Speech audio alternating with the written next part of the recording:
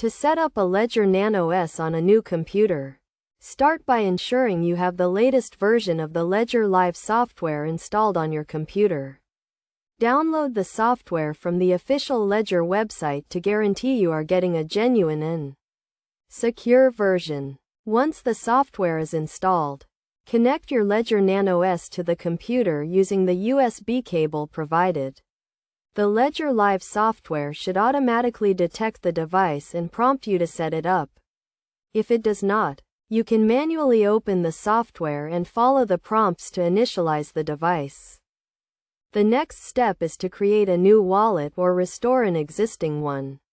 If this is your first time using the Ledger Nano S, you will need to create a new wallet.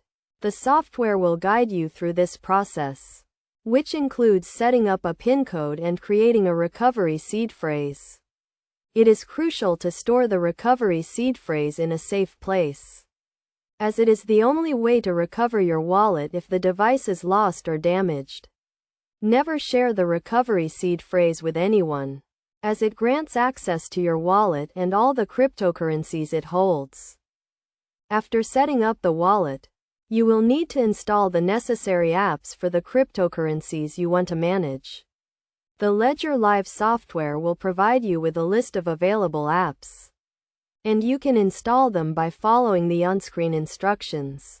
Finally, to secure your Ledger Nano S, make sure to always keep the device and the computer it is connected to up to date with the latest security patches and firmware updates. Regularly review your wallet and account activity to detect any suspicious transactions. And never leave the device unattended or connected to an unsecured computer.